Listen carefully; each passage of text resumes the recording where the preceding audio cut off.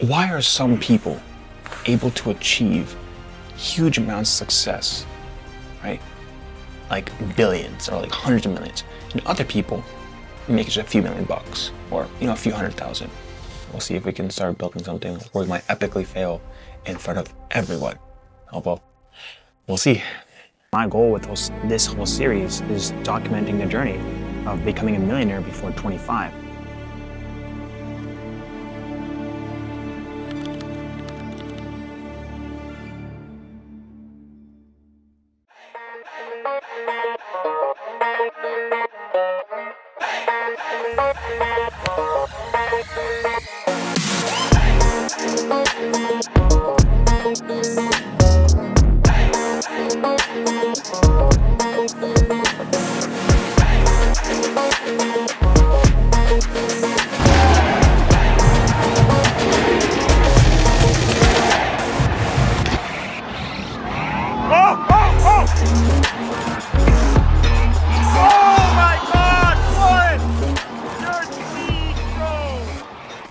So a few days has happened since we last spoke, and let me give you guys a quick update.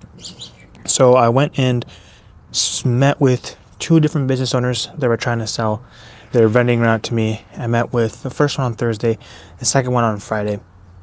And I'm going to give you guys a quick rundown of what offer structures I'm thinking of making, how I'm even getting the money to do this, and everything step by step. Before I give you guys a quick breakdown on that, I did want to give you a quick overview on how I even got into the vending space in the first place. So when I was in high school, I was 14 at the time, freshman, sophomore, I think. I actually saw a video online and I thought to myself, oh cool, let me start to sell candy. So I went to my parents, asked them to borrow $40, 20 from my dad, 20 from my mom. I went to Walmart and I borrowed some, stuff to start selling candy in school. I was probably making around $500, $500 a week. Now, I thought to myself, well, let me look at how other people or how other business people in my shoes would analyze the industry to know if it's a good industry for a roll-up or to, spend time in the industry per se. And I saw that other people, I mean like other business people. For example, Brad Jacobs is somebody who's in the finance space, and he has a book and he explains how he looks at different industries to know if it's going to be a good industry or not. Basically, you want to look at industries that are not going to be impacted by AI. So that way you have a long-term, if you have a competitive advantage today, you want to make sure you have a long-term competitive advantage that AI can't come and disrupt. He said that he was looking, and Brad Jacobs, by the way, if you don't know who he is, he started over 5 companies that reached $1 billion valuation or at least sold for over $1 billion. So this guy's smart, all right? He looked at industries like the for-profit education space. So like Chegg, right? Ticker symbol CHGG.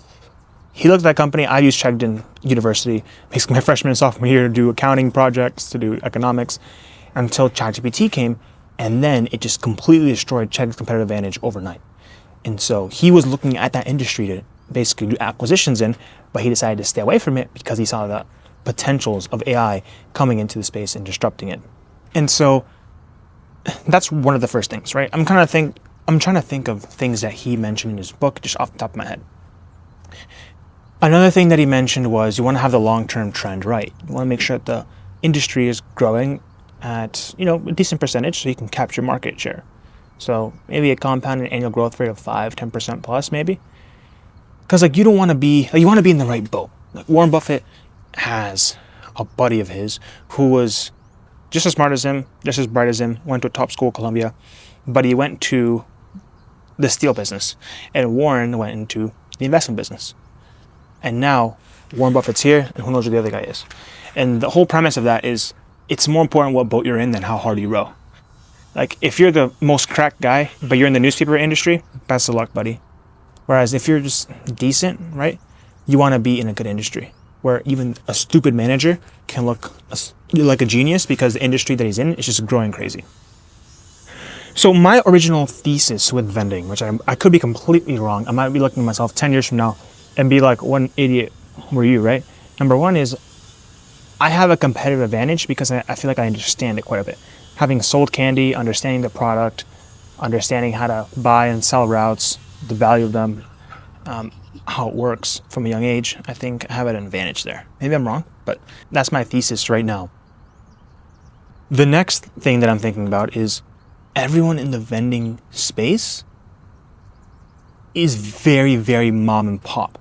Like, they don't really take the business seriously. They look at it as like a side income kind of thing. Once they're making 10, 20K a month, they just run the route and they use it as side income. That's it. The first guy I bought the route from, he was an Amish guy, super nice guy, honest, great guy. One of the guys I'm looking to buy the route from now is a guy who works on a farm. And he told me that when we were running the route together, that he had a cow that escaped and he needs to be at home to basically figure out where his cow is. And doing the vending stuff is taking too much time from him. So everyone in the industry is very mom and pop. And so when you, I'm not a genius, okay? I'm definitely still learning a ton. And I didn't go to a top school by any means. But when you learn about private equity, you learn that oftentimes what you want to do is you want to find industries that are very, very fragmented. Fragmented meaning there are a lot of mom and pops and not any big players around. There are a few big players in the vending space, like 365, you have Canteen in the Tennessee area, you have 5-Star Break Time Solutions, and these companies make billions and billions of dollars a year. Everyone sees this industry as cool, you own a little bit of vending machines, they're old-fashioned, they're janky, and you make 10K a month, right?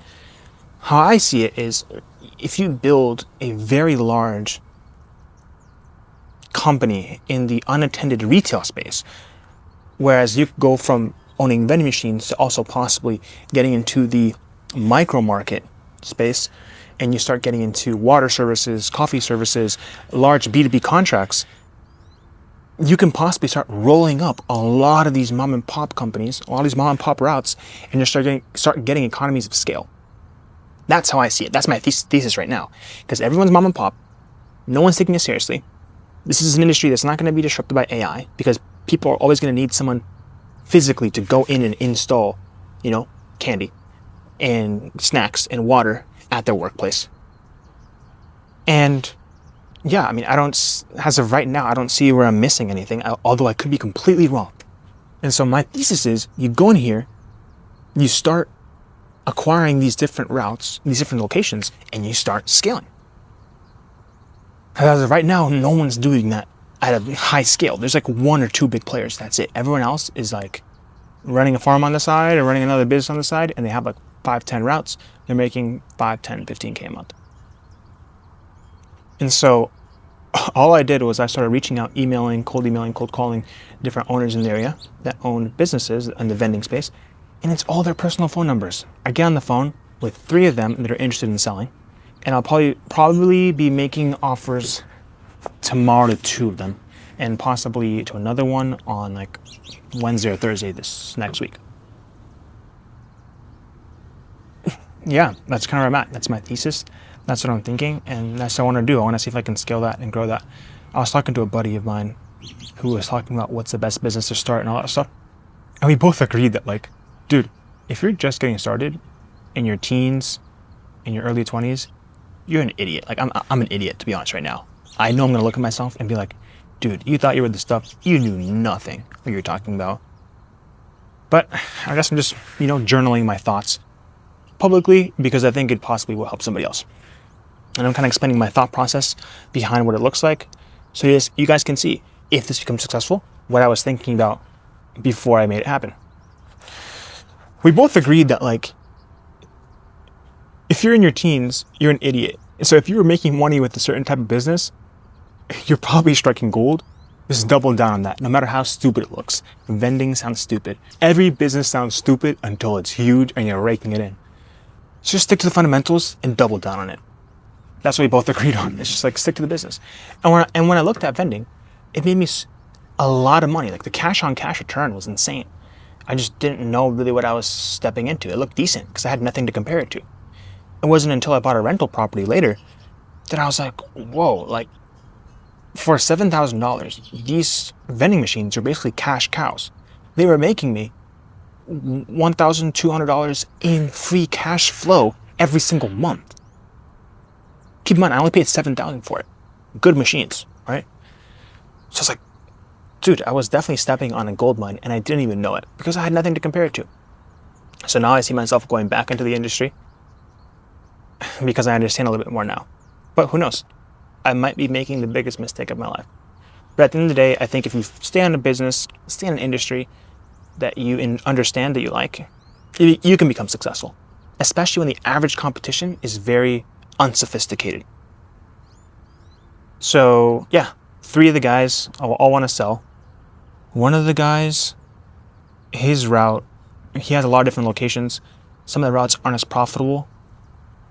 And so what my strategy is with route 1, I'll call it route 1, 2, and 3. Route 1, what I'm thinking is, since it's making, not that much, maybe like 40 to 60 grand a year in revenue, my plan is to buy and then build on top of it. Buy and build and start acquiring. Probably thinking, with what money? Because I don't really have the money. So what I'm doing is I'm going to reach out to friends and family, see if they have money in their retirement account, and I'm going to do something called a ROBS. I only learned of a ROBS because I was in a real estate investment class that I did for fun on the side, because when I had a rental property, I would go to these real estate seminars that were like once every 2 weeks. And I learned about the power of investing from a retirement account. So what you can do is you can pull money from yourself and put it in your IRA or your 401k. This is how it works. If it's a direct family member, you can't do an IRA, to my understanding, right? So correct me if I'm wrong, or do your own research. You can't do an IRA if it's like your mom or dad giving you money, because it's technically commingling funds. If it's a self-directed IRA. Like let's say my mom gave me a small loan of $1 million. She doesn't have, but follow the example here. I would not be able to put that money in an IRA and have the IRA buy out the vending route, because that's technically commingling funds. It's illegal. That's for an IRA. So it needs to be from somebody else giving you the money, essentially. Like their IRA can invest in your entity, loan money, own the property, own the route, the business, etc. A 401k can work a little bit different. So ROBS, what a ROBS is a rollover business startup. You can basically take, let's say your grandma, uncle, dad, mom, cousin, one of your best friends' dad, whatever, has money in a 401k. You then create an entity, right, an SPV, special purpose vehicle, an LLC, that basically it's a shell company, right, just an LLC. You want to change it, or you want to make it into a C Corp. So now it has shares. Then what happens is you call your broker, or the person calls the broker that has their shares in the 401k. They sell the shares and they transfer over 100 grand, let's say 500 grand, into your entity or your company, whatever. And then they buy the shares there, or they basically now jump into your entity, essentially. And now all the money that came from the 401k in whoever's account comes basically to your account. It's like a rough summary. And now you have access to that 100 grand in cash in your company. And you can use that to then start a business and buy a business. It's a tax-free loophole in the system called a rollover business startup. You can do this with the 401k. Requires a little bit of, know-how, but there are definitely cracks there are definitely loopholes in the tax code, which I learned, about real estate, but I'm going to do for this industry. At least that's my plan. To raise money from friends and family, use their retirement or IRAs, because most people don't have like a lot of maybe cash on hand. Like they're not like rich, but if they've been working from 9 to 5 for like 20, 30 years, they have possibly 6 figures in their retirement accounts. So if you can tap into that tax-free, and instead of having their money invested in the stock market, they can basically invest in a cash cow type business. You could split it up however you want. And so that's my plan, to do possibly a ROBS on a 401k, or to roll over some money into a self-directed IRA and do that. So let me give you a quick summary on the 3 routes. First route that I'm looking to acquire is old school machines. He has some machines in schools, other machines in like nursing homes, and they have like a micro market in a, in a warehouse. If you don't know what a micro market is, it's like unattended retail. So it's like open kiosks, and then you basically pay at a register. They're much more profitable than vending, and they make more money per location. So my plan with that route, if I were to buy that one, I'm going to make him an offer probably sometime next week after we run the second half of the route together. What I'm thinking with that business is I'm basically going to buy out the entire, well, I'm going to ask him to own or carry or seller finance part of the route, at least half. If he says yes, then what I'm going to do is I'll buy let's say the route's going to cost me 50 grand to buy. And how routes are valued, it's usually like 1 to 1.25 on a multiple, X, 1.25X of the gross revenue, okay? If a route's making 100K, it might go for like 100 to 125K. Is how much people would sell it for. So if I'm able to buy the route from the dude for 50 grand, I put 25K down. That 25K, I can use zero interest business funding. I can use my own money, or I can use the money from an investor. Remember the investment account? I'll put 25K down. And then what I would immediately do, I would immediately consolidate and only keep the top 2 or 3 routes that are making me the most amount of money. And I would offload, I would immediately sell all the routes that I don't want, that are logistically inconvenient, so out of my way, really far, or that aren't making as much cash. So imagine I sell, let's say, 20% of the route. That's taking me 80% of the time, but it's only making me 20% of my money. I can sell that for 100% cash to somebody else to recover some of my capital. And then I could possibly I could structure where I could either refinance a vehicle that he has involved in the deal, or I could do a sale leaseback on the vehicle that he has. What a sale leaseback is, I could basically sell the truck that he has included in the deal for a few grand and then lease it back from the owner or from somebody else for a few $100s a month to just recover more cash. And to now I have almost no money in the deal. So then I can use that money to then acquire more routes or acquire more machines. That's one of the routes. Another route has machines in luxury apartment buildings. Very nice, smart machines. Very, very nice. And he's probably looking for about 110,000 on the route. And he's making around 84,000 top line, about 40,000 bottom line. So it looks pricey, but it is much nicer routes. They have routes in skyscrapers, in top class A luxury apartment buildings. Same thing with that one. I'm just going to offer him probably half down, see if I can finance the rest, maybe even finance the machines from him, and see what we can do from there. Then there's a bigger route that's doing about 225K. This is Route 3. It's doing about 225K in revenue. 275K is the purchase price, so how much he wants for it. This is all off market, by the way. So no brokers, no nothing. I tried going to Biz Buy Sell and that stuff. It's cooked. So I'm talking to the owners directly, and what he wants for his is 275.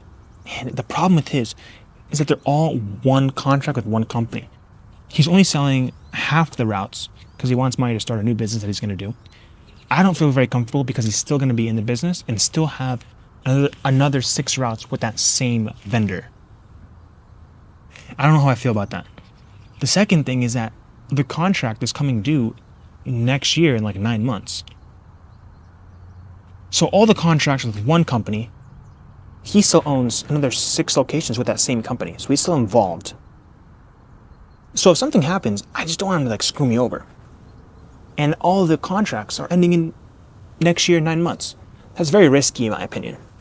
So what I'm going to do with him is I'm going to offer him probably 25 to 50% down and the rest on an earn-out structure where he only gets the money once I renew the contracts next year with that vendor to make sure I bring my risk down.